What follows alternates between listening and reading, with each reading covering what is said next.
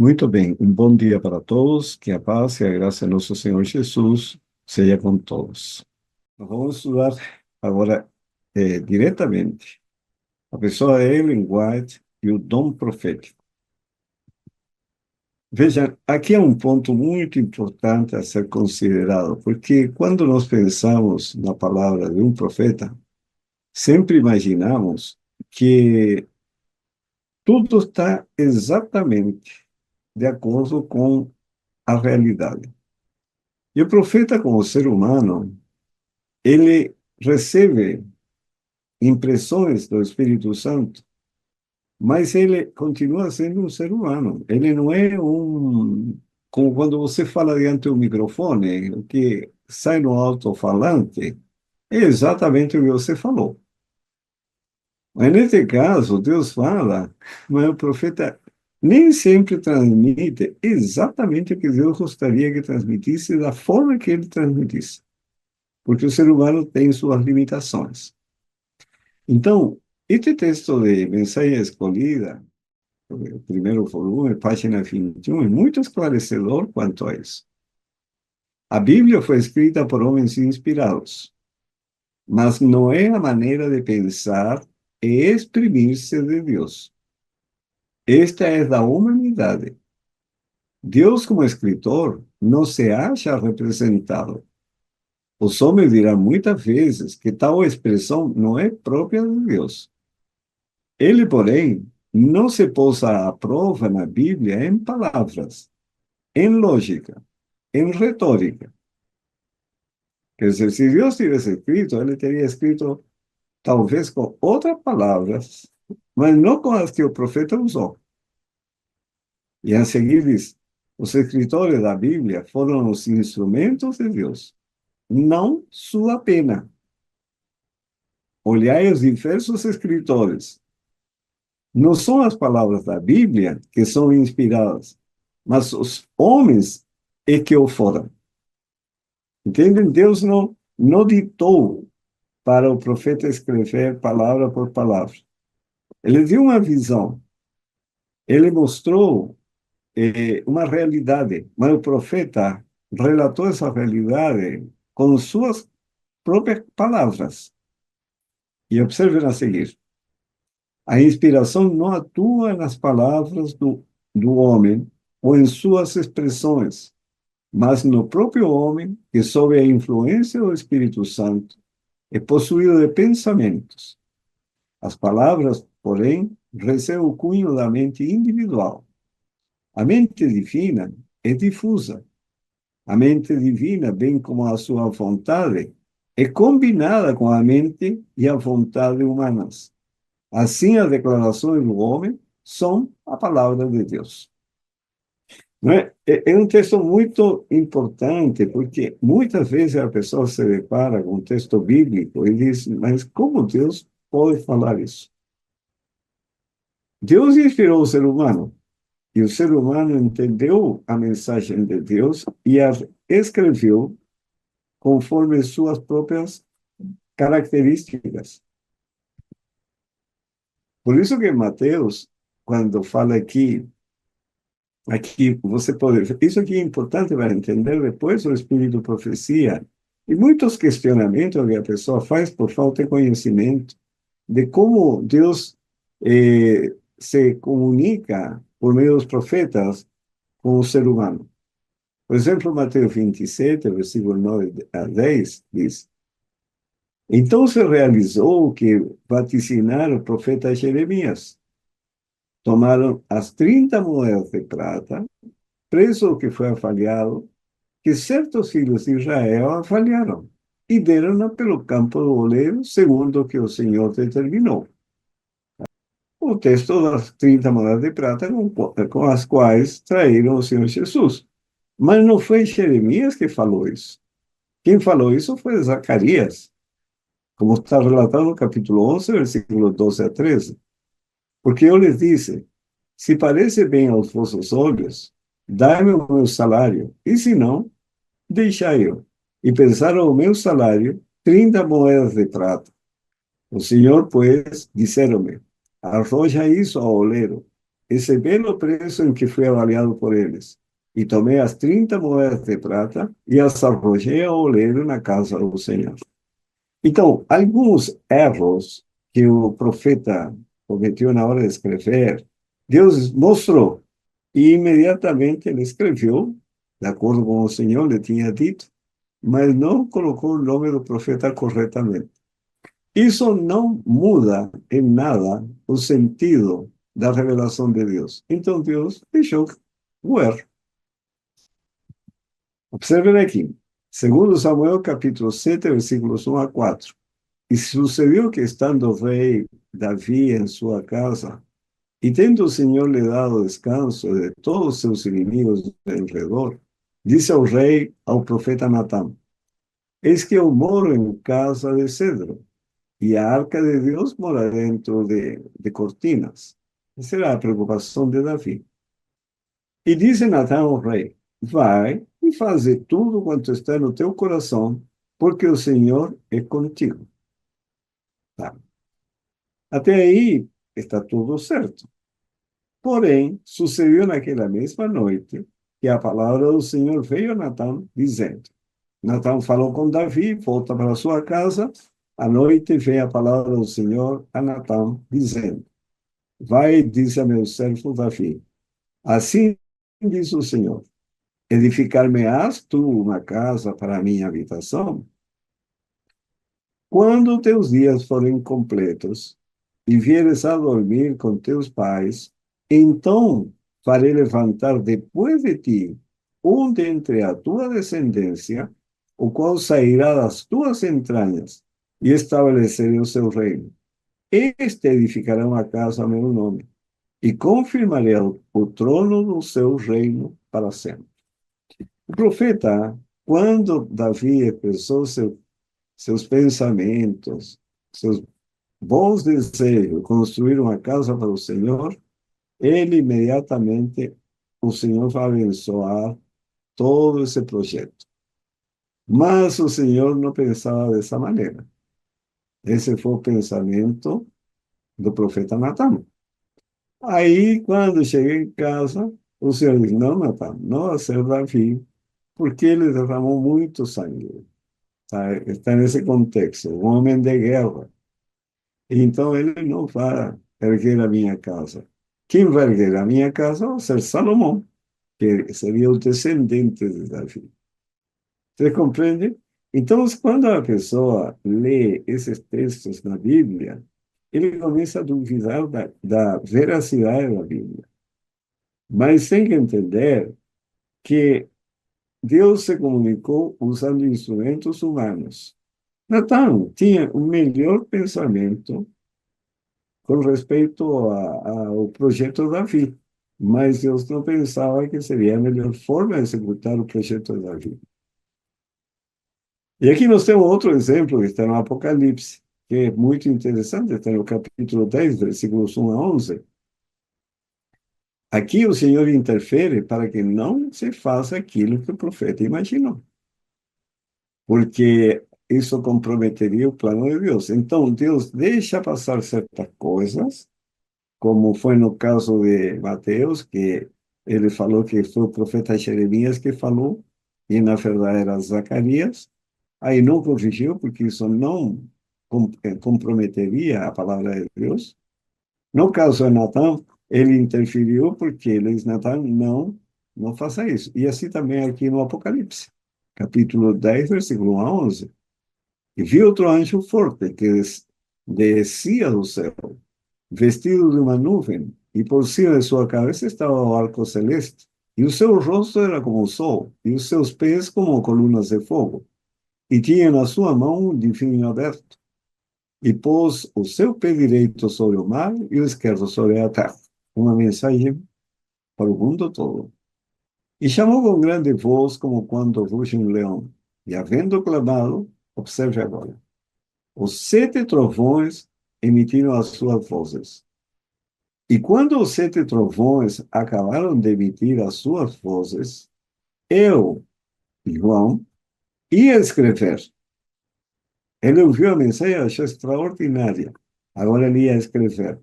Mas ouvi uma voz do céu que me dizia: sela o que os 7 trovões emitiram, e não o escrevas. E o anjo que vi estar sobre o mar e sobre a terra levantou a sua mão ao céu e jurou por aquele que vive para todo o sempre, o qual criou o céu e o que nele há, e a terra e o que nela há, e o mar e o que nele há, que não haveria mais demora, não haveria mais tempo profético, diz um texto do Espírito de Profecia, que se refere ao ano 1844, que é o que segue aqui. Mas nos dias da voz do sétimo anjo, quando tocar a sua trombeta, se cumprirá o segredo de Deus. Aquilo que falou, não escrevas, tá? O segredo de Deus. Isso ficou no culto ainda. Mas nos dias de voz do sétimo anjo, quando tocar a sua trombeta, se cumprirá o segredo de Deus, como anunciou os profetas seus servos. E a voz que eu do céu tinha ouvido, tornou a falar comigo e disse: vai, e toma o livrinho aberto da mão do anjo que está em pé sobre o mar e sobre a terra. E fui ao anjo dizendo-lhe: dá-me o livrinho. E ele disse-me: toma-o e come-o. E ele fará amargo o teu ventre, mas na tua boca será doce como o mel. E tomei o livrinho da mão do anjo e comi-o, e na minha boca era doce como mel, e havendo-o comido, o meu ventre ficou amargo. Esse foi o desapontamento em 1844. Quando eles estudaram a palavra, estudaram as profecias, chegaram à conclusão que estavam vivendo no tempo profético para a vinda do Senhor Jesus Cristo. Entenderam. Tá? Mas não era a vinda de Cristo para aquele tempo. Era para o Senhor Jesus passar do lugar santo, do santuário celestial, para o lugar santíssimo. Iniciar uma nova etapa de seu ministério. Começaria o julgamento dos mortos. Começaria o tempo de intercessório do Senhor Jesus em um lugar santíssimo. Agora, aqui na Terra, deveria haver uma obra mais já direcionada. Por isso diz a continuação, e ele disse, não importa que profetizes outra vez a muitos povos e nações e línguas e reis, agora anunciar a segunda vinda de Cristo. Se Deus tivesse permitido que João escrevesse o que ouviu os 7 trovões, porque a vencer os 7 trovões, certamente, estavam falando de todo esse processo que se desenrola nos últimos anos, desde a mensagem do início do juízo até a segunda vinda de Cristo. Mas aí o anjo diz: não escreva, João, tá? Não escrevas isso. Por quê? Agora ele explica: vai, toma o livrinho aberto da mão do anjo que está em pé sobre o mar e sobre a terra. E agora ele diz: toma-o e come-o. Só que agora você fala amargo no ventre, mas doce na tua boca. Por quê? Porque quando viu a mensagem, ele enxergou imediatamente a segunda vinda de Cristo. E já iam sair a proclamar essa mensagem. Mas não era essa a mensagem para proclamar. Por isso que foi doce na boca, mas depois foi amargo, desapontamento. Cristo não veio na época, e não era para vir, mas era para iniciar uma etapa muito importante, que é o juízo que antecede a vinda do Senhor Jesus, começando pelos mortos e terminando com os vivos, e então seria a vinda de Cristo. Se percebem aqui, neste caso, Deus interferiu diretamente para que não o profeta não escrevesse o que não, ele não entendeu bem. Agora, Deus sempre revela o que é necessário para nós entendermos, para compreender o futuro. Amós 3:7 é muito claro. Certamente o Senhor Deus não fará coisa alguma sem ter revelado o seu segredo a seus servos, os profetas. E então o Senhor concedeu dons, como fala em 1 Coríntios 12, e entre esses dons está o apostolado, está em segundo lugar o de profetas, e os demais necessários para a obra de Deus aqui na terra. O primeiro é o apostolado, é o que abre o caminho. Em segundo lugar, os profetas. Em terceiro lugar, os doutores. Depois, os milagres. Depois, os dons de curar, socorro, governo, variedade de línguas. Todos necessários. Qual o mais importante de tudo? Apostolado, que são os que abriram o caminho para a pregação do Evangelho. Em segundo lugar, em importância, o ser profeta de Deus, anunciar essa verdade para o mundo. De maneira que nenhum dom vos falte. A igreja precisa de todos os dons. E aí, Efésios nos fala por que são necessários todos esses dons. Querendo o aperfeiçoamento dos santos para a obra do ministério, para a edificação do corpo de Cristo, até que todos cheguemos à unidade da fé e ao conhecimento do Filho de Deus, a homem perfeito, à medida da estatura completa de Cristo, para nos auxiliar no crescimento e assim podemos refletir o caráter de Cristo. E Joel nos diz que a profecia para os últimos dias que seria derramado o Espírito Santo. Mas aqui é muito interessante compreender que quando o Senhor dá luz, é porque é muito necessária essa luz. Os profetas se manifestaram em tempos assim importantes na caminhada do povo de Deus aqui na terra. Tempo muito importante. Por isso que Joel, quando ele diz que seria derramado o Espírito sobre toda a carne, que os filhos e filhas profetizariam, vossos filhos teriam visões, etc., ele derramaria esse Espírito para que tempo? O tempo que Joel está profetizando que isso aconteceria, Pedro entendeu que era o tempo justamente que no tempo de Cristo, eles teriam que anunciar essa mensagem ao mundo inteiro. E assim Malaquias também diz, no capítulo 4, versículos 5 e 6, eis que eu vos enviarei o profeta Elias antes que venha o grande e terrível dia do Senhor. A mensagem profética era para um tempo muito especial. Por que muito especial? Porque Apocalipse 12:17 diz, e o dragão irou-se contra a mulher e foi fazer guerra aos remanescentes da sua semente, a igreja remanescente, os que guardam os mandamentos de Deus e têm o testemunho de Jesus Cristo. E Apocalipse 19:10 diz que o testemunho de Jesus Cristo é o espírito de profecia.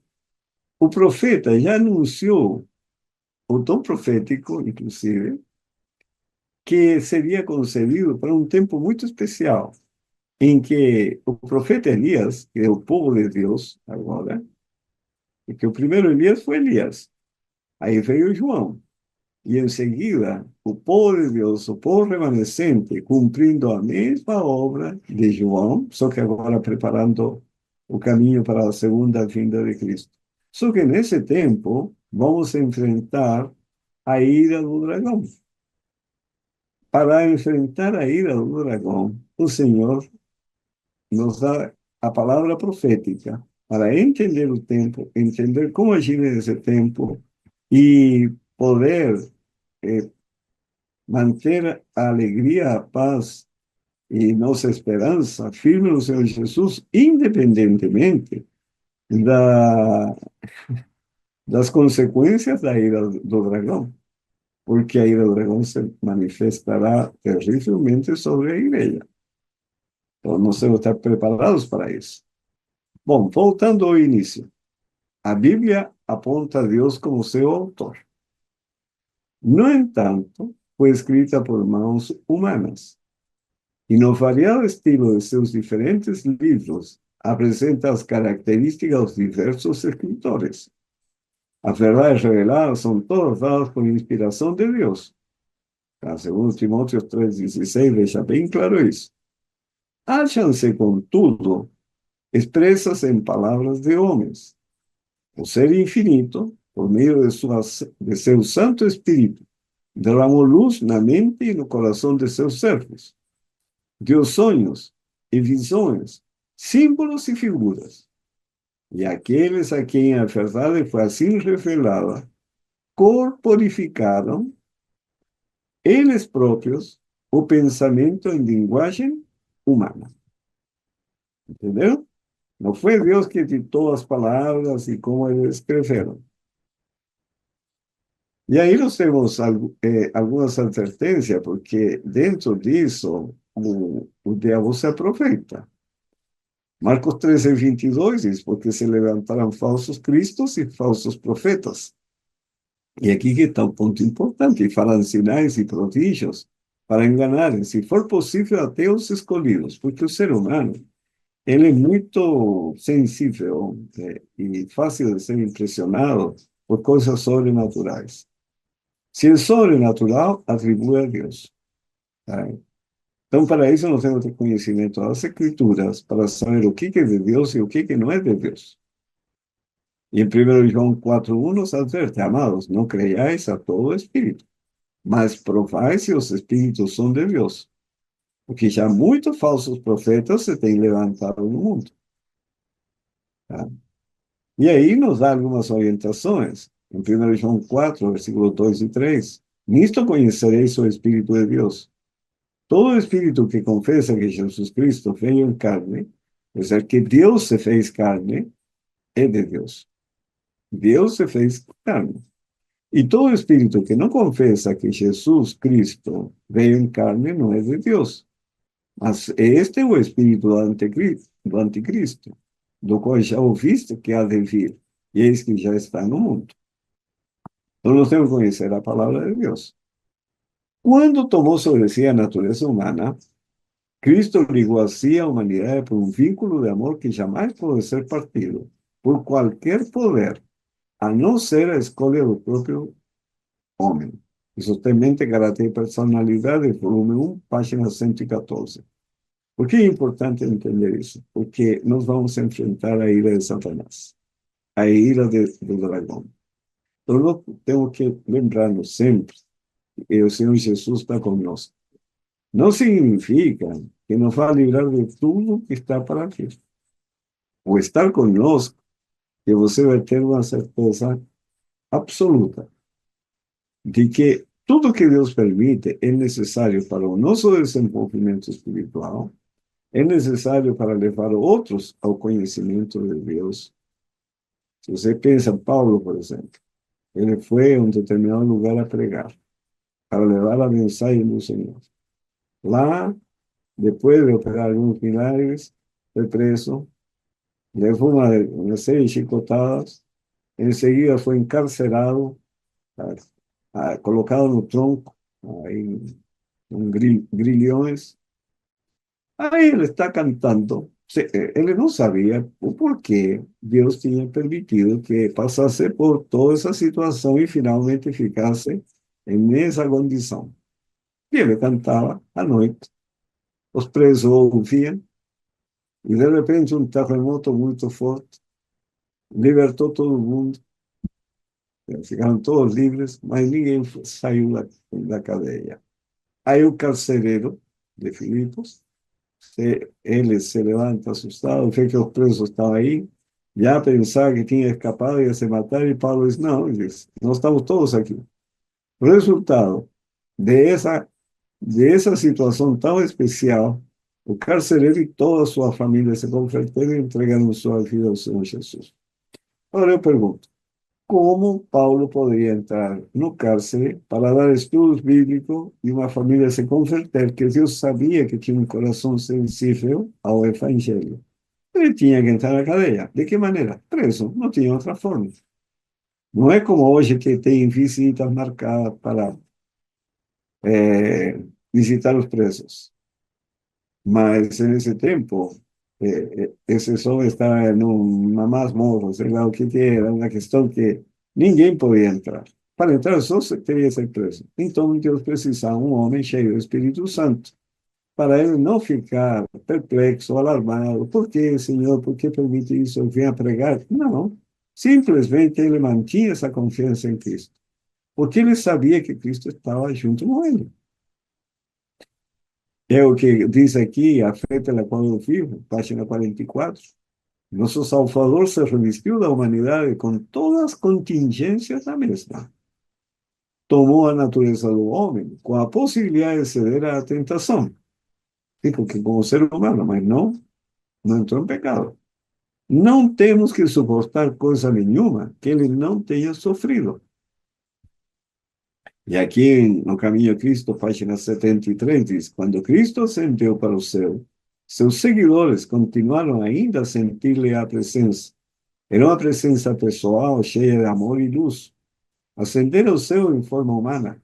Sabiam que estava perante o trono de Deus, ainda com amigo e salvador seu, que sua simpatia não se havia alterado, que continuava identificado com a sofredora humanidade. Então, nós precisamos entender muito bem a realidade. Nós precisamos discernir a realidade, entendê-la muito bem. Entender que nós estamos num campo de batalha e não é um lugar assim de sossego, onde vamos ficar cantando, cantando, cantando, etc. Não, nós temos um inimigo que, por enquanto, está sendo contida a sua força. Mas vai chegar um momento que ele se vai manifestar, porque é necessário que aconteça. Tudo que Deus permite é porque é necessário. E aí que nós temos que estar preparados para esse tempo. Agora, como preparar-nos? Tem que conhecer a palavra de Deus, conhecer a Deus, para não ficar assim, alarmado. Por que o Senhor permitiu isso? Por quê? Entender que Deus está aí comigo. Eis que estou convosco até a consumação dos séculos. Deus permite, sabe que é necessário para nós e necessário para os demais. Foi a experiência de Jó. Jó não ficou, e por que, Senhor? Por que, Senhor? Tal. Ele sabia que não entendia, mas ele se perguntava o porquê, mas ele sabia que Deus era bom, que Deus não tinha mudado, que o diabo não faz o que ele quer, o Deus faz apenas o que Deus permite. E se Deus permite, ele tem um propósito santo. E como saber se o profeta é verdadeiro ou não? Porque o profeta fala sempre se cumpre. Isaías 8:20 diz: a lei é o testemunho. Se eles não falarem segundo esta palavra, é porque não há luz neles. Tem que estar em conformidade com toda a palavra de Deus. Jeremias 28, 8, 9, os profetas que houve antes de mim e antes de ti, desde a antiguidade, profetizaram contra muitas terras e contra grandes reinos, acerca de guerra e de mal e de peste.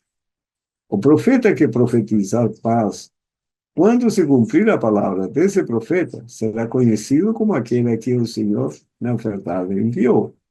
Então, nem sempre os profetas profetizam paz.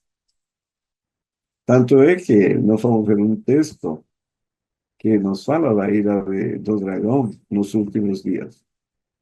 E no contexto desse texto, nós não vamos ter muita paz.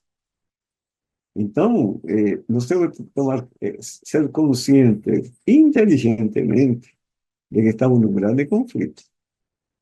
E nesse grande conflito, Deus está formando o nosso caráter e colocando em evidência a justiça de Deus diante do universo inteiro.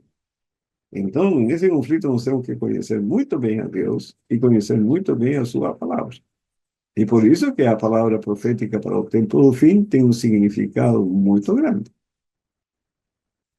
Deuteronômio 18, versículo 20 e 22. Porém, o profeta que tiver a presunção de falar alguma palavra em meu nome, que eu não lhe tenha mandado falar, ou o que falar em nome de outros deuses, esse profeta morrerá. Deus cuida da sua palavra.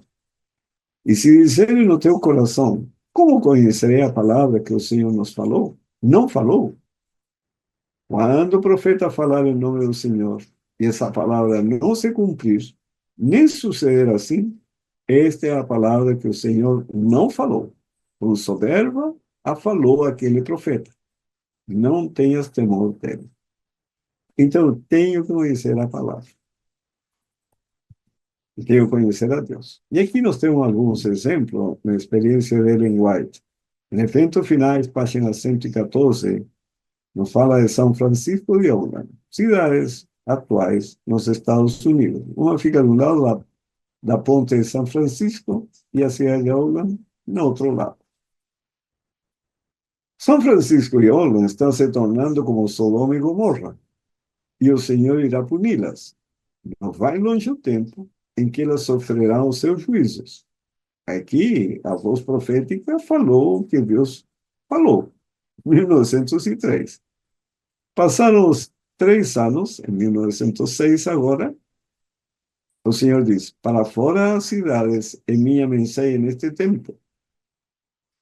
Estáis certos de que o apelo é para que o nosso povo fixe residência a quilômetros de distância das grandes cidades. Uma olhadela a São Francisco, do modo como é hoje, falaria a vossa inteligência, mostrando-vos a necessidade de sair da cidade. O que aconteceu com São Francisco? Em 1906, um terremoto. 70 e pouco por cento da cidade foi destruída. Por quê? Porque estava se transformando como Sodoma e Gomorra. Foi uma profecia de juízo. E aqui, em Eventos Finais, página 115, diz, a respeito do terremoto, este texto foi escrito em 26 de maio de 1906. Os juízos que já ocorreram constituem uma advertência, mas não o fim da punição que sobrevirá às cidades iníquas. As profecias cumprir-se-ão com tanta certeza como vimos a desolação de São Francisco. Você percebem? O que o profeta falou se cumpriu.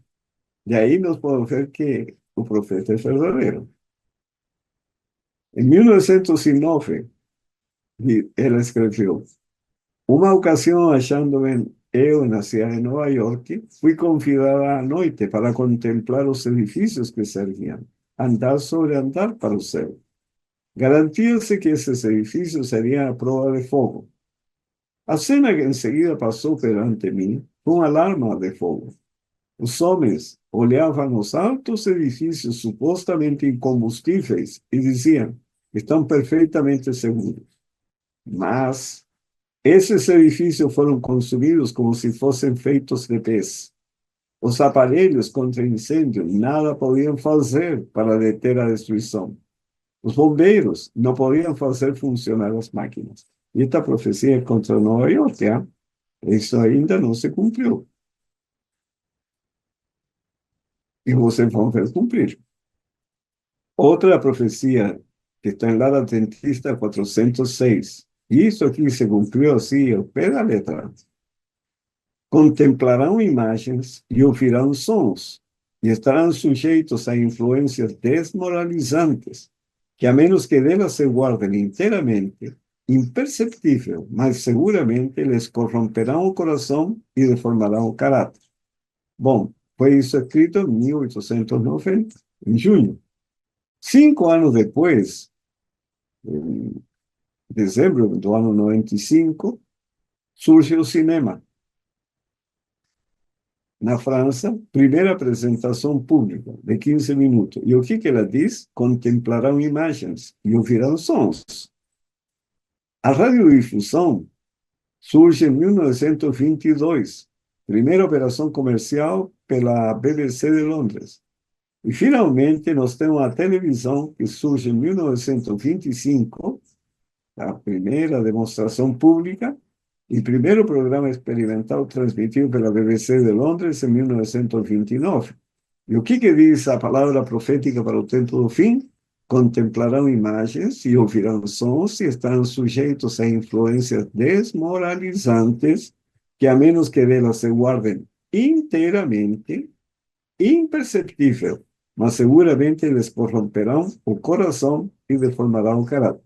E ela fala dos jornais, tá? Na época, hoje são telejornais, porque o que se apresenta normalmente em filmes e em muitas coisas, até nas notícias, é a degradação do ser humano, é a corrupção, é a mentira. E isso vai plantando na mente. a violência. Porque a mente funciona assim, tudo que você vê e ouve, vai gravando. Você pode falar, "Ah, isso está errado, isso está certo", mas vai gravando. E chega uma hora que as sementes do mal foram plantadas em tão grande quantidade que sua linha de pensamento segue essa corrente de pensamento que você recebeu. Não tem como evitar isso. Por isso o Senhor diz que devemos nos guardar inteiramente. Por quê? Porque imperceptível, mas seguramente nos corromperão o coração e deformarão o caráter. O Senhor diz assim, em Mateus 7, versículo 15 a 20, qual foi a advertência? Acautelai-vos, porém, dos falsos profetas, que vêm até vós vestidos como ovelhas, mas interiormente são lobos devoradores. Por seus frutos os conhecereis. Esse é o ponto importante. Além da palavra do profeta se cumprir, para que ser um profeta verdadeiro, os seus frutos também o demonstram. E aí diz, porventura colhem-se uva, os espinheiros, os figos, o figo dos abrolhos. Assim toda árvore boa produz bons frutos, e toda árvore má produz frutos maus. Não pode a árvore boa dar bons frutos, nem a árvore má dar frutos bons. Toda árvore que não dá bom fruto, corta-se e lança-se no fogo. Portanto, pelos seus frutos os conhecereis. Então, como vamos conhecer o verdadeiro profeta? Pelos seus frutos. Este jornal da Califórnia, o Star de Santa Helena, Califórnia, escrito um artigo no dia 23 de junho de 1915 a respeito do falecimento de Ellen White. Observe o que ele escreveu. Este jornal não era da igreja, né? Era um jornal secular. Ela era uma humilde e devota discípula de Cristo e sempre fazia o bem. Seus escritos foram publicados em livros, papéis e periódicos, e de sua prolífica pena saíram escritos sobre muitos tópicos religiosos. Ela foi reverenciada por todos os membros da Igreja Adventista e honrada e respeitada por todos que apreciam a nobre feminilidade do trabalho altruísta consagrado à elevação e melhoria da humanidade. Sua morte marca o chamado de outro notável líder do pensamento religioso, cujos 90 anos transbordaram em boas realizações, palavras amáveis e orações sinceras por toda a humanidade. Esse bom samaritano, Ellen White, certamente deixará muitas saudades. E observe um comentário no fim. Sua recompensa será comensurada com o grande bem que ela fez. Esse aqui é um artigo de um jornal secular, não era religioso.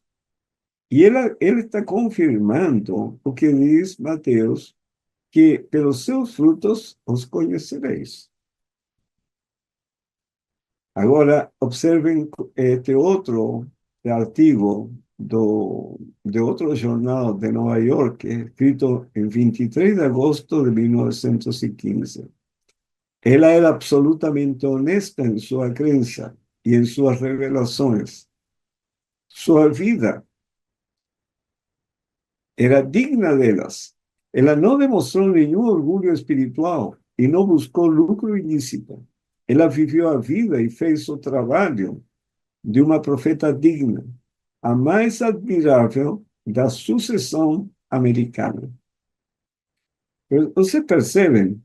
Por isso diz o Senhor, pelos seus frutos os conhecereis. Agora, este doutor, professor de nutrição da Universidade de Cornell, afirmou: os escritos de Ellen White têm sido citados porque ele provém um guia de nutrição que compreende o corpo todo. Isso saiu um artigo numa revista americana en 1958. ¿Cuántos años después de la muerte de ella? 40 años, más de 40 años después. Y este fue un doctor, un profesor de nutrición de la Universidad de Cornell. O que ele escreveu em Ciência de Bom Viver, página 313? A carne nunca foi o melhor alimento. Seu uso agora é, todavia, duplamente objetável. Primeiro, porque nunca foi o melhor alimento. Visto as doenças nos animais estarem crescendo com tanta rapidez, os que comem alimentos carnes mal sabem o que estão ingerindo. Frequentemente, se pudessem ver os animais ainda vivos e saber que espécie de carne estão comendo, iriam repelir enojados. O povo come continuamente carne cheia de germes de tuberculose e câncer. Assim são comunicadas essas e outras doenças. Bom, esse livro foi escrito em 1905, mas observem agora, este doutor, Gerhard Zurhausen, que foi o prêmio Nobel em Fisiologia e Medicina, em 2008, um estudo de 11 anos, chegou à conclusão que a incidência de câncer global anual, 18,6% estava relacionado à hepatite B e C, 24,8%, e 37% com a bactéria H. pylori. Tá? Isso foi publicado, já modificado o artigo, em 2002. E ela está falando dos, como disse anteriormente, que o povo come continuamente carne cheia de germes de tuberculose e câncer. E neste estudo, eles chegaram à conclusão de que todo este vírus vem pelo consumo da carne, como um dos principais fatores. O que ele escreveu em Conselho sobre Saúde, página 84. O fumo é um dos mais ardilosos e malignos tipos de veneno, o qual exerce uma excitadora e, em seguida, paralisadora influência sobre os nervos do corpo. É tanto mais perigoso, pois seus efeitos sobre o organismo são muito lentos e, a princípio, vagamente perceptíveis. Multidões têm se tornado vítimas de suas malignas influências. Bom, ele escreveu isso em 1864. E observe o que está escrito agora. No tempo de Ellen White, fumar cachimbo era considerado benéfico para a asma e muitas outras doenças do pulmão. Foi somente em 1957, ele escreveu em 1864, quase 100 anos depois, que a Sociedade Americana do Câncer e a Associação Americana do Câncer concluíram que fumar causava câncer de pulmão. Você percebe por que a palavra profética para o tempo do fim é importante? Porque antecede os fatos com dezenas de anos antes para a pessoa se preparar, aqui quase 100 anos antes. Observe o que ele escreveu em Mensagem Escolhida, volume 2, página 462. Os aposentos que não são expostos à luz e ao ar tornam-se úmidos. As camas e as roupas atraem umidade, e a atmosfera desses recintos é tóxica, porque não foi purificada pela luz e pelo ar. Doenças várias se têm produzido por dormir nesses apartamentos à moda, daninhos à saúde. Isso foi escrito no tempo dela. Ela morreu em 1915. Mas veja o que diz agora este comentário, que está na Ciência Médica e o Espírito e Profecia, que foi escrito, publicado pela Casa Publicadora, por volta de 80 anos depois que a Sarah White fez afirmação sobre esse assunto, este Dr. Lawrence, professor de bacteriologia da Universidade de Londres, realizou estudos sobre o efeito da luz nas bactérias, na poeira nos quartos de doentes. Ele relatou que a poeira no chão, perto das camas dos pacientes que sofriam de doenças infecciosas, continha muitas bactérias que produziam mais doenças. Isso era verdade sobre a poeira embaixo da cama e em todo lugar escuro do quarto. Mas a poeira da janela e do parapeito da janela não continha bactérias, mesmo em quartos voltados para o norte, sem nenhuma exposição direta da luz do sol. Isso é verdade mesmo no inverno, quando a luz tem que penetrar duas camadas de vidros nas janelas.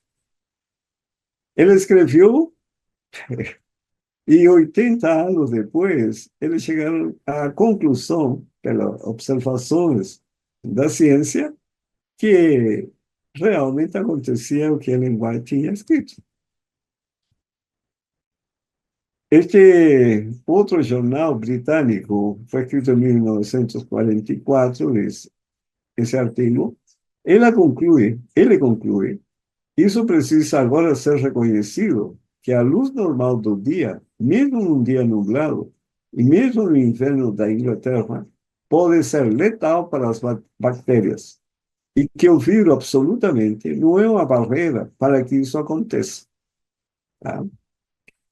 Outro texto, que é uma bênção, está na Ciência do Bom Viver, página 371, 372.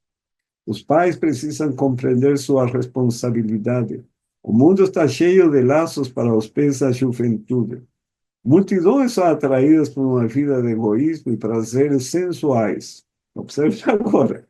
Não podem discernir os perigos ocultos ou o terrível fim da senda que se lhes afigura o caminho da felicidade. Mediante a condescendência, o apetite e a paixão sensual, desperdiçaram as energias e milhões se arruinam, tanto para este mundo como para o porvir. Os pais devem lembrar que os filhos hão de enfrentar estas tentações. Mesmo antes do nascimento da criança, deve começar o preparo que a habilitará a combater com êxito na luta contra o mal, contra as tendências das paixões sensuais. A responsabilidade repousa especialmente sobre a mãe. Ela, de cujo sangue a criança se nutre e se forma fisicamente, comunica-lhe também influências mentais e espirituais que tendem a formar-lhe a mente e o caráter. E agora, observe. Aqui ele escreveu também sobre as influências pré-natais. Está em Ciência do Bom Viver, página 372. O efeito das influências pré-natais é olhado por muitos pais como coisa de somenos importância. O céu, porém, não o considera assim. A mensagem enviada por um anjo de Deus e duas vezes dada da maneira mais solene mostra que isso merece nossa mais atenta consideração. Nas palavras dirigidas à mãe hebreia, Deus fala a todas as mães de todas as épocas. De tudo quanto eu disse à mulher, se guardará ela. Aqui refere-se à mãe de Sansão, em Juízes 13, 13. A felicidade da criança será afetada pelos hábitos da mãe. Seus apetites e paixões devem ser regidos por princípios. Existem coisas que lhes convém evitar, coisas a combater, se quer cumprir o desígnio de Deus a seu respeito, ao dar-lhe um filho. Se antes do nascimento de seu filho, ela é condescendente consigo mesma, egoísta, impaciente e exigente, esses traços se refletirão na disposição da criança.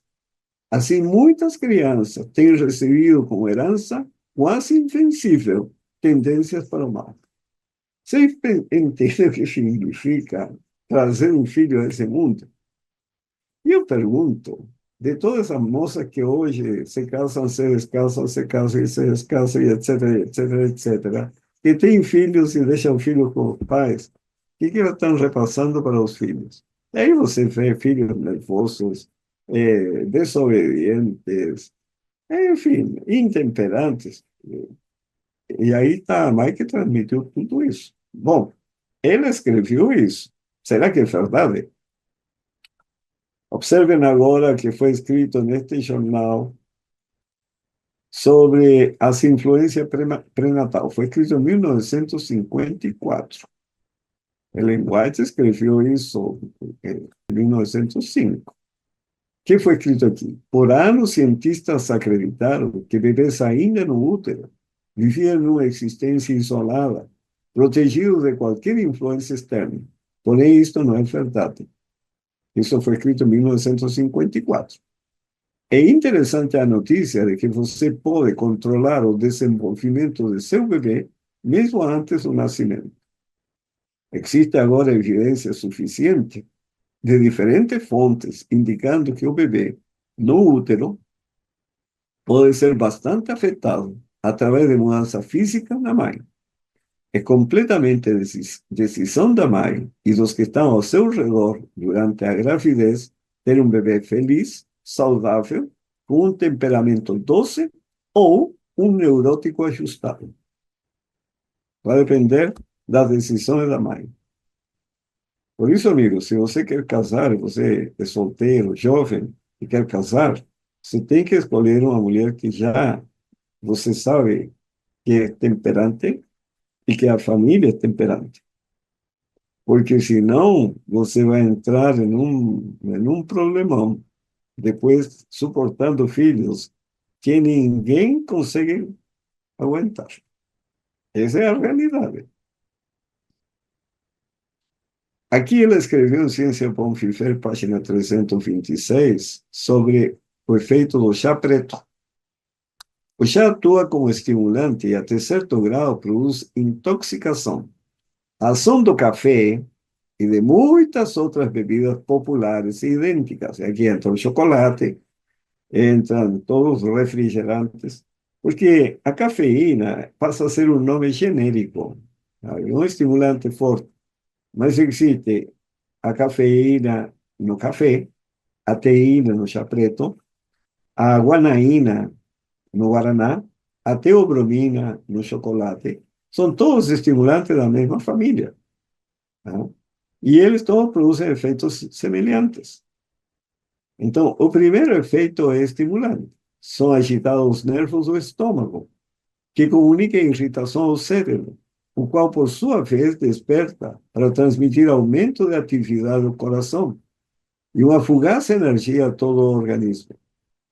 Esquece-se a fadiga, parece aumentar a força, estimula o intelecto, torna-se mais viva a imaginação.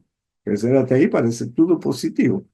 Em virtude desses resultados, muitos julgam que seu chá, o café, chá preto, o café, lhe faz grande benefício, mas é um engano.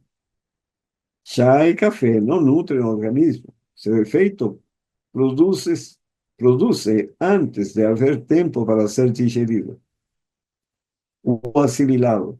E o que parece força não passa de excitação nervosa. Uma vez dissipada a influência do estimulante, abate-se a força não natural, sendo o resultado um grau correspondente de abatimento e fraqueza. Quer dizer, ele estimula e depois deprime. O uso continuado desses irritantes nervosos é seguido de dores de cabeça, insônia, palpitação, indigestão, tremores e muitos outros males, pois ele gasta na força vital. Os nervos fatigados necessitam repouso e sossego, em lugar de estimulantes e hiperatividade. A natureza necessita de tempo para recuperar as exaustas energias. Isso ele escreveu em Ciência do Bom Viver, página 326. Agora, este senhor, no artigo, presidente da Universidade de Leland Stanford, escreveu entre os anos 1891 e 1916. Olha o que ele escreve. Café e chá, como álcool, habilitam o indivíduo de emprestar de seu futuro estoque força para os propósitos presentes. Está gastando energia do futuro no presente. E nenhum desses faz providência para pagar dano. Cada uma e todas essas drogas dão a impressão de poder ou um prazer ou uma atividade, a qual nós não possuímos. Quer dizer, não tinha condição de fazer, mas devido ao estimulante ele consegue. Em cada uma e todas elas, a função principal é forçar o sistema nervoso a mentir. Quer dizer, está vivendo uma mentira, não é real o que ele está vivendo, não é o que ele pode, nem em termos mentais nem físicos, mas devido ao estimulante ele faz. Em cada uma e todas elas, o resultado do uso habitual é render ao sistema nervoso incapacidade de dizer a verdade. Com cada uma delas, o primeiro uso faz com que o segundo seja mais fácil. O efeito enfraquecedor, que se torna viciante, ¿eh? O efeito enfraquecedor na vontade é maior do que o dano para o corpo. E a vontade é o poder de escolha. E vai enfraquecendo. Você percebe? Então, sempre Deus se comunicou por meio de visões, sonhos e também por uma investigação minuciosa dos fatos, como foi no caso de Lucas. Lucas não recebeu uma visão assim, um sonho, nada. Ele simplesmente começou a ver o relato de todos os apóstolos, todos os homens que estiveram perto de Cristo, e reuniu tudo isso no livro, no Evangelho de Lucas e no Evangelho no livro Atos dos Apóstolos. Não foi uma visão, não foi um sonho, Deus não falou pessoalmente com ele. Ele simplesmente pesquisou, investigou tudo, e aí ele escreve o livro de Atos e o Evangelho de Lucas. Por que é importante entender isso? O grande conflito, página 7, diz: os 10 mandamentos foram pronunciados pelo próprio Deus e por sua própria mão foram escritos. São de redação divina e não humana. Mas a Escritura Sagrada, com suas divinas verdades, expressas em linguagem de homens, apresenta uma união do divino com o humano. União semelhante existiu na natureza de Cristo, que era o Filho de Deus e Filho do homem. Assim é verdade com relação à Escritura, como foi em relação a Cristo, que o Verbo se fez carne e habitou entre nós. Então, a Escritura é a união do divino e o humano. Tá? Em número 24, verso 4, diz: fala aquele que ouviu as palavras de Deus e que vê a visão do Todo-Poderoso, que cai e se abrem os olhos. Bom, estes textos nos mostram qual foi a experiência do profeta quando recebeu a revelação de Deus. Porque veremos que essa experiência se repete na experiência de Ellen White. Então, em número 24:4, referindo-nos à experiência do profeta, fala aquele que ouviu as palavras de Deus e que vê a visão do Todo-Poderoso, que cai e se lhe abrem os olhos. Daniel 10, versículos 7, 9 e 16. Daniel diz: fiquei, pois, eu só a contemplar esta grande visão, e não ficou força em mim. Transmudou-se o meu semblante em corrupção, e não tive força alguma. E eis que alguém semelhante aos filhos dos homens tocou meus lábios, então abri a minha boca e falei dizendo àquele que estava em pé diante de mim: Senhor meu, por causa da visão sobreviram-me dores e não me ficou força alguma. Veja o que fala a Vida e Ensino a respeito da experiência de Ellen White quando recebeu a visão de Deus. Página 252. Especialmente durante os primeiros anos de sua obra, as visões da Sra. White eram frequentemente concebidas na presença de muitas testemunhas. Isso para que a pessoa pudesse crer. Durante essas manifestações, ela ficava inteiramente inconsciente de tudo quanto a rodeava na Terra. Contudo, frequentemente andava e fazia graciosos gestos enquanto descrevia as cenas que testemunhava. Ela ficava alegre, ela caminhando, falando o que estava vendo, e ninguém mais via. Sua força em tais ocasiões era fenomenal. Homens fortes esforçavam-se por mover sua mão ou braço da posição em que as mantinha, mas não o conseguiam. Uma ocasião, em casa do Sr. Curtis, e isso foi em Maine, 1845, no estado dos Estados Unidos, ela tomou de sobre a cômoda uma grande Bíblia de uso da família, que pesava cerca de 8 quilos, e, segurando-a com o braço esquerdo estendido, em posição mais alta que a cabeça, virava as páginas com a mão direita. E então, com os olhos voltados para cima em direção diversa da do livro, lia corretamente muitas passagens das Escrituras, apontando os versículos com o indicador da mão direita.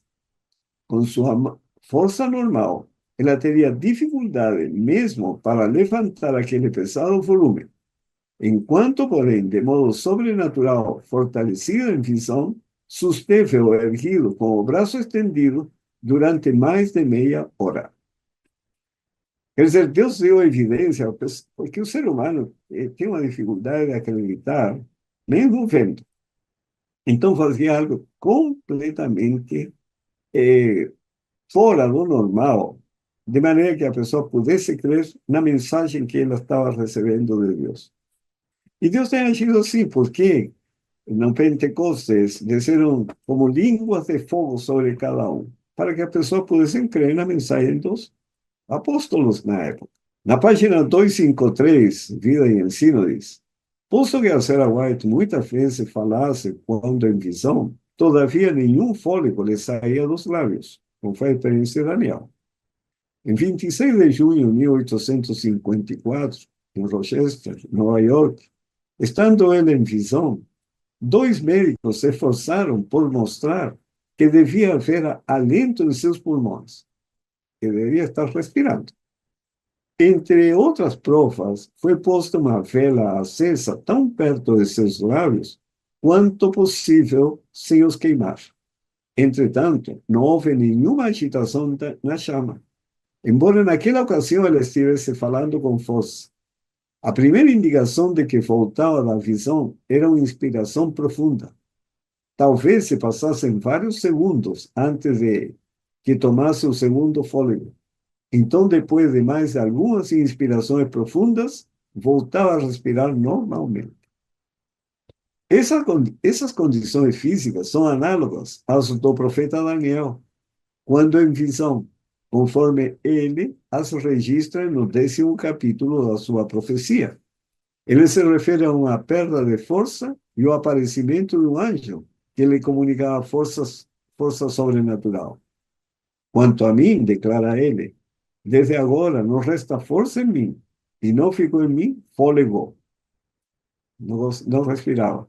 E uma com semelhança de um homem me tocou outra vez e me confortou. É o que está escrito em Daniel, capítulo 10, 17 e 18. Então, hacía por várias experiências, demonstrando e demonstrando que Ellen White era uma pessoa inspirada por Deus e tinha uma mensagem para o tempo do fim. Testemunhos para a Igreja, volume 5, página 658. Há muitos sonhos que derivam dos fatos ordinários da vida e com os quais o Espírito de Deus nada tem que ver. Há também falsos sonhos, bem como falsas visões, que são inspiradas por Satanás. Olha, nesse todo, Deus apresenta a verdade. Mas os sonhos provenientes do Senhor estão classificados na palavra de Deus juntamente com as visões e são tão verdadeiramente frutos do espírito de profecia como as visões. Tais sonhos, levando-se em conta as pessoas que os têm e as circunstâncias sobre as quais foram dados, contêm suas próprias provas e genuinidade. Quer dizer, o próprio sonho demonstra que são verdadeiros. Certa vez, quando a senhora White já estava bem idosa, seu filho, eh, acho que é William White, procurando dados para ajudar aqueles que estavam menos informados, fez-lhe uma pergunta. Mamãe, a senhora tem falado seguidas vezes sobre assuntos que lhe foram revelados à noite. A senhora fala de sonhos nos quais a luz é derramada. Nós todos sonhamos. Como a senhora sabe que Deus lhe está falando por meio de um sonho? Observe a resposta dela. Isso está em Conselhos para a Igreja, página 12 e 13. Ela respondeu: porque o mesmo anjo mensageiro que fica a meu lado, instruindo-me sobre as visões da noite, também está comigo, falando-me nas visões do dia. Não havia qualquer confusão na mente do profeta. Nenhuma questão referente à revelação dada durante as horas da noite, pois as circunstâncias que a cercavam tornavam claro que era uma instrução vinda de Deus. O anjo mostrava à noite e durante o dia acompanhava, esclarecia, ampliava, e assim a palavra do Senhor vai sendo transmitida. Mensagem Escolhida, volume 1, página 36. Sou por vezes levada muito adiante no futuro e é-me mostrado o que há de acontecer. De outras, são-me mostradas coisas como ocorreram no passado. Depois que saio da visão, não me recordo imediatamente de tudo o que vi. E o assunto não me é tão claro até que eu escrevo. Então, a cena surge diante de mim como me foi apresentada em visão. E eu posso escrever com liberdade. Certas ocasiões, aquilo que vi me é oculto depois que saio da visão. E não o posso evocar até que me encontro perante um grupo de pessoas no lugar a que se aplica a visão. Então as coisas que vi me vêm com força à mente. Sou tão dependente do Espírito do Senhor ao relatar ou escrever uma visão, como ao ter essa visão. É-me impossível evocar o que me foi mostrado, a menos que o Senhor me traga diante de mim ao tempo que é de seu agrado que eu relate ou escreva. Você percebem? As provas são contundentes e não há como duvidar que a palavra profética para o tempo do fim é verdadeira. E não somente verdadeira, fundamental para o nosso preparo para o encontro com Cristo. Mensagem Escolhida, volume 3, página 59, diz: aqui aconteceu um fato interessante. Ele escreveu de um sanatório e ele menciona o número de quartos. Aí um curioso foi lá e contou os quartos e não batia com a palavra dela. E, obviamente, até hoje se usa esse argumento para desacreditar toda a mensagem do Espírito Profecia. E aí uns falam, não, mas isso era a cabeça da Sarah White. Ah, isso é de Deus, isso aqui e aquilo. A informação quanto ao número de quarto no sanatório Vale do Paraíso foi dada não como uma revelação vinda do Senhor, mas simplesmente como opinião humana. Nunca me foi revelado o número exato dos quartos de qualquer de nossos sanatórios, porque não é importante. E o conhecimento que tenho obtido dessas coisas, tive, indagando os que se esperava que soubessem. Em minhas palavras, quando falando acerca desses assuntos comuns, não há nada que leve os espíritos a crer que recebo o meu conhecimento em visão do Senhor e estou declarando como tal. Esses detalhes, como não são necessários, e o escritor, como ele crê, com sua, recebeu a visão. E ele completa as ideias de acordo com o conhecimento que ele tem da realidade. Entende? Então não temos que pensar que isso seja um empecilho para eu poder aceitar a verdade. Mateus 23, 35 diz: para que sobre vós caia todo o sangue justo que foi derramado sobre a terra, desde o sangue de Abel, o justo, até o sangue de Zacarias, filho de Baraquias, que mataste entre o santuário e o altar. Tá. Ele teve a visão, ele escreveu e falou que Zacarias era filho de Baraquias, mas na verdade não era. Se você lê em 2 Crônicas, capítulo 24, verso 20 e 21, diz: e o Espírito de Deus revestiu a Zacarias, filho do sacerdote Joiada, o qual se pôs em pé acima do povo.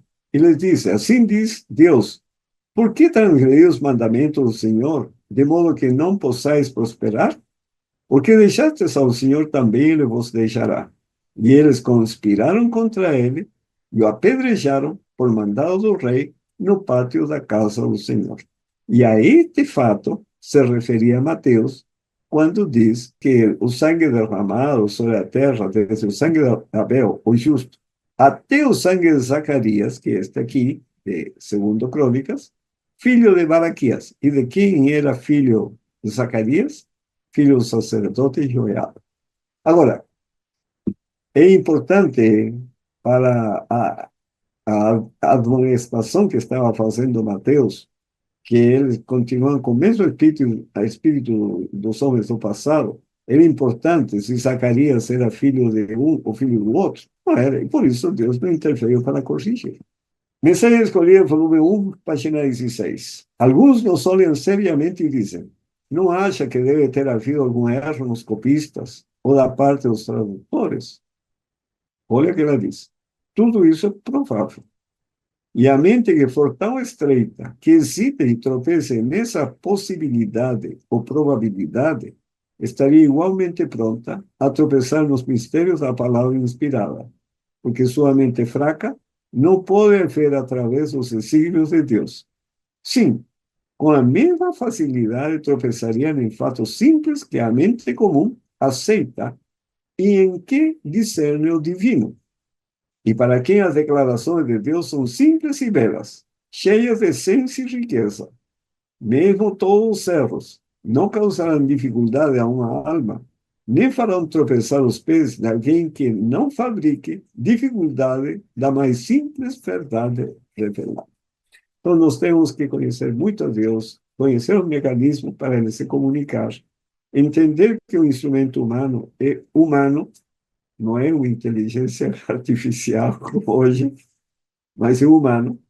Então, ele pensando, Zacarias, filho de tal, e etc. Mas são erros que acontecem na vida diária e aconteceram na vida do profeta, mas não eram fundamentais para a revelação que Deus estava fazendo. Deus não interferiu. Mas quando foi necessário, Deus interveio, como foi no caso do Apocalipse, que mencionamos no início, como foi no caso de Natan, que ele pensou que Deus ia aprovar o projeto de Davi, mas chegou em casa, o Senhor lhe disse: não, Natan, vai, volta lá e fala que não vai ser ele que vai construir o templo. Então, outra coisa que não podemos esquecer: muitos dos homens que foram profetas de Deus não escreveram nada na Bíblia. Foi o caso de Enoque, o caso de Débora, o caso de Gade, o caso de Semaías, de Jeú, de Ulda, Natã, de Elias, de Eliseu, João Batista, Simeão e Ana, tá? Ágabo e as quatro filhas de Filipe. Todos foram profetas, mensageiros de Deus, mas não escreveram nada na Bíblia. Então, muitos falam, já ouvi isso. Mas isso não está na Bíblia. Aí pergunta, onde está isso? No Espírito de Profecia. Mas isso não está na Bíblia. Mas, todos esses homens falaram em nome de Deus, levando mensagens de advertência, de repreensão, de exortação, de ânimo, e não escreveram nada na Bíblia. E tem mais outro fator. Né? Estes livros aqui são mencionados na Bíblia como que deram instrução ao povo de Deus na sua época, mas não estão na Bíblia, como o livro das guerras do Senhor, mencionado en número 21:14. Crónicas de Samuel, Crónicas de Natán y Crónicas de Gade. También no está en la Biblia. No son mencionadas en Primero Crónicas 29:29. Las Crónicas de Natán también son mencionadas en Segundo Crónicas 9:29, como mensajes inspiradas de Dios. La carta escrita a los Corintios, citada en Primero Corintios 5:9, que sería la tercera epístola a los Corintios, no consta en la Biblia. Tenemos la primera y la segunda. A epístola a la Odisea, mencionada en Colosenses 4:16, también no está en la Biblia. ¿Por qué no está ese libro en la Biblia? Eso Dios sabe, ¿no? Él no explicó por qué. Mas fueron mensajes dados para el pueblo de Dios en seu tempo y hoy no hacen parte de la Escritura Sagrada. Jeremias 1:11-12 diz: ainda veio a mim a palavra do Senhor dizendo: que fez Jeremias? E eu disse: vejo uma vara de amendoeira. E disse-me o Senhor: viste bem, porque eu velo sobre a minha palavra para cumpri-la. Então, o que está na Bíblia, o que está na palavra profética para o tempo do fim, isso esteve e estará sempre sob a supervisão de Deus. Testemunho Seleto, página 65, segundo volume. a clase que no se entristece por su propio declinio espiritual, ni llora sobre los pecados de vosotros, será dejada sin el celo de Dios. El Señor comisiona a sus mensajeros, los hombres que tienen arma destruidora en las manos. Passai pela cidade, após ele, e feri, não poupe o vosso olho, nem vos compadeçais, matai velhos, jovens e virgens, e meninos e mulheres, até exterminá-los. Mas a todo homem que tiver o sinal, não vos chegueis, o selo de Deus. E começai pelo meu santuário. E começaram pelos homens mais velhos que estavam diante da casa, os sacerdotes. Observem agora. Vemos aí que a igreja, o santuário do Senhor, foi a primeira a sentir o golpe da ira de Deus. Os anciãos, aqueles a quem Deus dera grande luz e que haviam ocupado o lugar de depositários dos interesses espirituais do povo, havendo traído o seu depósito. São advertências que o Senhor faz à sua igreja. A primeira a sentir o golpe da ira de Deus neste tempo do fim será a igreja adventista do sétimo dia. E os primeiros a enfrentarem a ira de Deus serão a liderança da igreja. É lógico, porque quando o dragão se levantar, ele não vai ir a correr atrás de um membro, não. Ele vai ir para destruir a igreja, tem que destruir a liderança. E aí que nós temos que nos preocupar em atender a toda a palavra profética. Por isso diz o Senhor, Mensagem Escolhida 29, o terceiro volume, recomendo-vos, caro leitor, a palavra de Deus como regra de vossa fé e prática. Por essa palavra seremos julgados. Nela, Deus prometeu dar visões nos últimos dias, não para uma nova regra de fé, mas para conforto de seu povo e para corrigir os que se desviam da verdade bíblica. A propósito, Mensagem Escolhida, volume 2, página 605, por meio dos testemunhos do Espírito de Profecia, o Senhor se propõe advertir, repreender e aconselhar seus filhos, e impressionar-lhes a mente com a importância da verdade de sua palavra. Os testemunhos não estão destinados a comunicar nova luz, e sim a imprimir fortemente na mente as verdades da inspiração que já foram reveladas, a Bíblia. Os deveres do homem para com Deus e seus semelhantes estão claramente discriminados na palavra de Deus. Mas poucos de vocês se têm submetido em obediência a essa luz. Não se trata de escavar verdades adicionais, mas pelos testemunhos de Deus, e a palavra profética para o tempo do fim, tem facilitado a compreensão de importantes verdades já reveladas e posto estas diante de seu povo, pelo meio que ele próprio escolheu, a fim de despertar e impressionar com elas a sua mente, para que todos fiquem sem desculpa. Ninguém vai poder falar, eu não entendi, tal pessoa explicou assim, tal pessoa explicou assim. Tem que ler o que está escrito para entender o que está na Bíblia. Mensagem Escolhida, volume 3, página 32. Os testemunhos nunca contradizem a Bíblia. A Bíblia deve ser o vosso conselheiro. Estudai-a. E os testemunhos que Deus tem dado, pois eles nunca contradizem sua palavra. Testemunhos para a Igreja, volume 5, página 98. Conheço o seu perigo. Se perder a confiança nos testemunhos, se você desacreditar nos escritos de Ellen White, cairá das verdades da Bíblia. Tenho temido que muitos assumiriam uma atitude questionadora, duvidosa, e em minha aflição por sua salvação quero adverti-los. Quantos atenderão à advertência? De acordo com sua atitude atual para com os testemunhos. Porventura, no caso de lhe ser dado um testemunho contrário ao seu pensar, corrigindo seus erros, você se sentirá na perfeita liberdade de aceitar ou rejeitar qualquer parte ou todo ele? Aquilo que menos inclinado se acha a receber pode ser justamente a parte mais necessária, pois Deus quem o disse. Quem tremeu ante sua palavra? Temos que ser muito cuidadosos. Mensagem escolhida, página 74, volume 3. Nenhuma reivindicação do título de profetisa. Ellen White nunca disse ser profetisa. Durante o discurso em Battle Creek, 2 de outubro de 1904, eu disse que não reclamava ser profetisa. Alguns ficaram surpreendidos ante esta declaração. E como tanto se está falando sobre isto, darei uma explicação. Outros me têm chamado profetisa. Eu, porém, nunca me atribuí esse título. Não tenho sentido que fosse meu dever designar-me assim. Os que se arrogam ousadamente serem profetas nesses nossos dias são muitas vezes um vitupério à causa de Cristo. E observem aqui.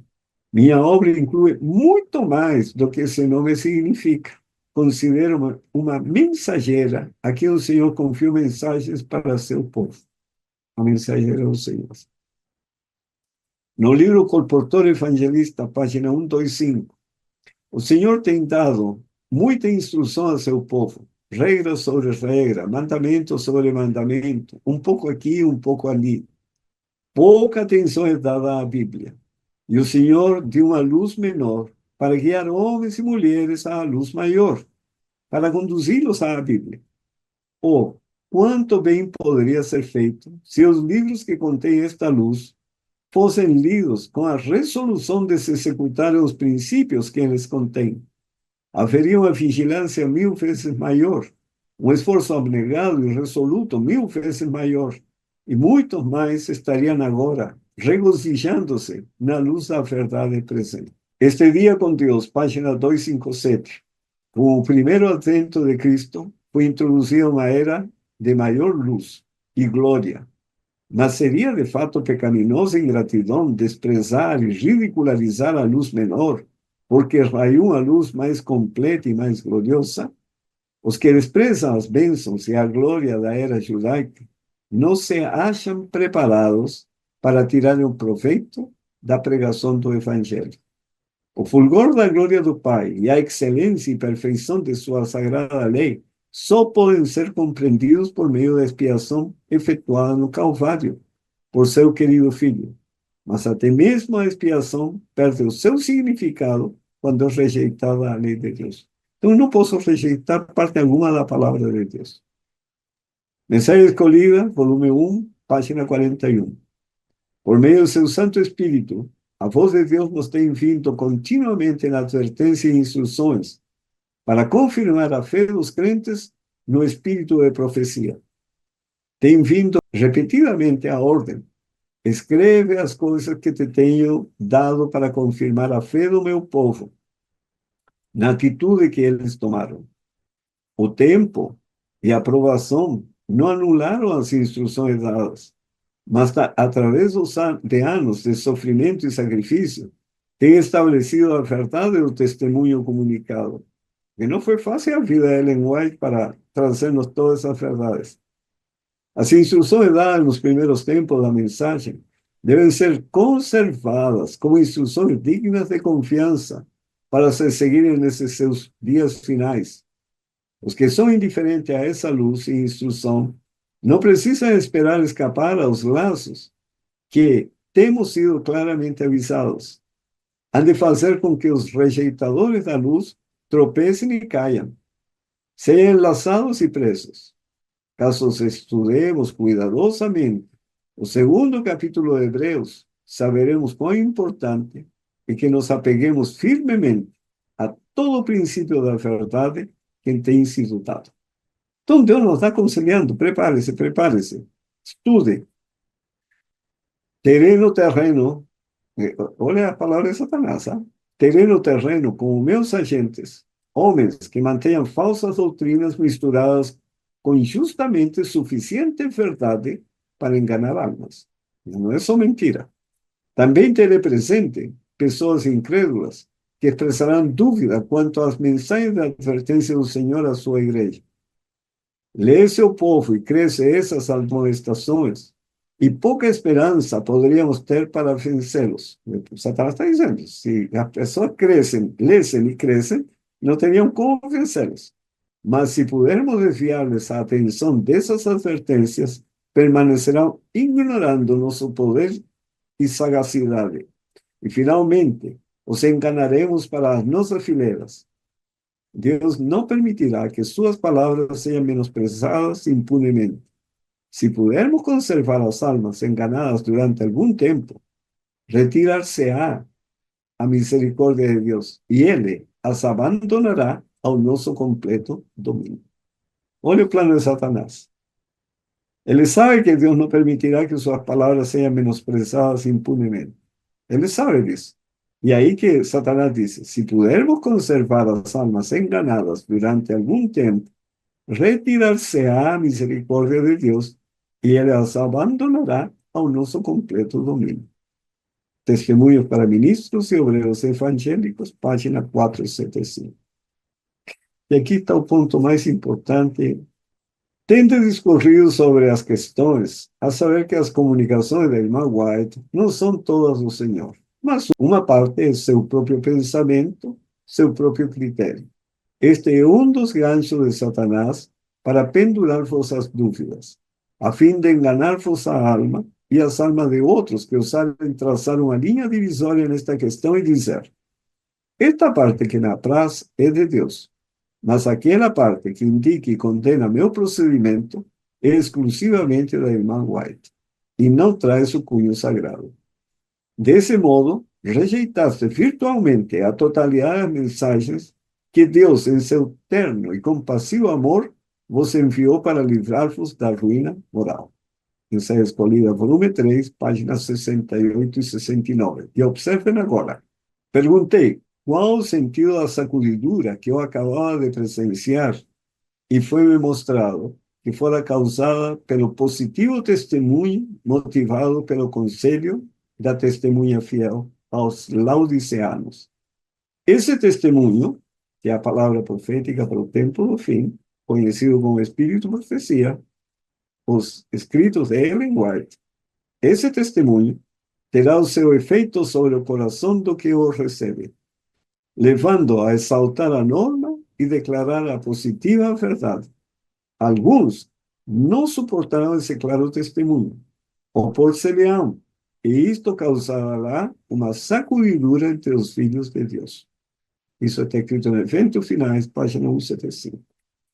Você aceita o Espírito de Profecia como a palavra autorizada de Deus para nos auxiliar no preparo para a vinda de Cristo? Você é um bem-aventurado e abençoado. Se você questiona e diz, essa parte, não, esse era o tempo da senhora White, esse era o tempo dela. Isso estava nesse contexto. Enfim, e outro argumento mais. Você não será abençoado e o pior de tudo, você vai sair do povo de Deus. É sério e tão sério assim como está escrito. Mensagem Escolhida, volume 1, página 56. Dou graças a Deus pela certeza de seu amor e porque tenho diariamente sua direção e guia.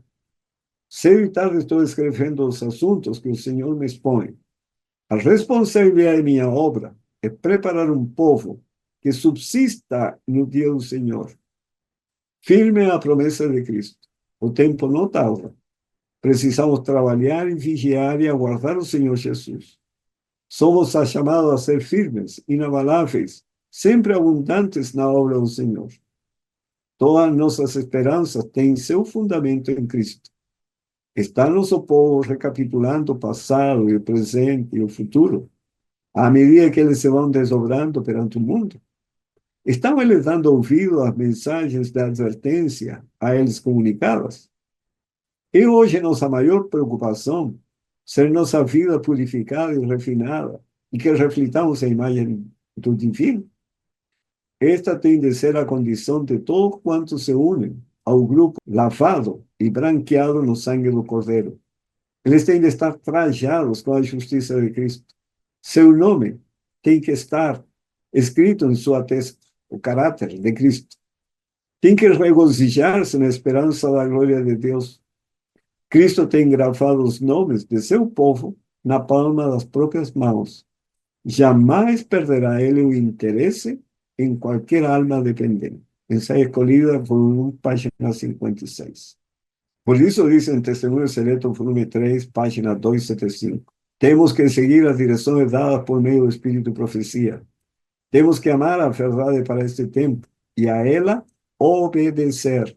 Isto nos guardará de aceitar fortes enganos. Deus nos falou por sua palavra, falou-nos pelos testemunhos para a igreja, Espírito de Profecia, e pelos livros que têm ajudado a esclarecer o nosso dever presente, bem como a posição que devemos ocupar agora. E nunca esquecer que o Espírito Santo, o autor das Escrituras, é o Espírito de Profecia. Isso está escrito em Mensagem Colhida, volume 3, página 30. E em 2 Crônicas 20, 20, ouvi-me, ó Judá, e vós moradores de Jerusalém. Crede no Senhor vosso Deus, e estareis seguros. Crede nos seus profetas, e prosperareis. Por que precisamos disso? Porque Amós nos adverte. Capítulo 4, verso 12. Portanto, assim te farei, o Israel, e porque isso te farei, prepara-te, ó Israel, para te encontrares com o teu Deus. Ficou claro? Eu acho que a palavra de Deus é mais clara que o sol do meio-dia. Não temos por que errar o caminho. Apenas temos que ter um coração sensível e submisso a Deus. Precisamos conhecer o amor de Deus. Conhecendo, vamos aceitar toda a sua palavra. Se o Senhor diz, não coma isso, o que devemos fazer? Não comer. Não beba isso, não devemos beber. Faça isso outro. Não faça isso, porque o Senhor nos está guiando o caminho. Nós temos uma mente enferma, o pecado é uma enfermidade mental, e precisamos ser curados. E a cura vem pela obediência à palavra de Deus. Só que essa obediência tem que ser de fé. Para ter fé, preciso conhecer o amor de Deus, conhecer a Deus, ter comunhão com Ele. E aí vou aceitar toda a palavra dele. Que o Senhor abençoe a todos. Esse é o tema mais longo da semana. Mas é necessário que seja assim. Que o Senhor os guarde e os abençoe.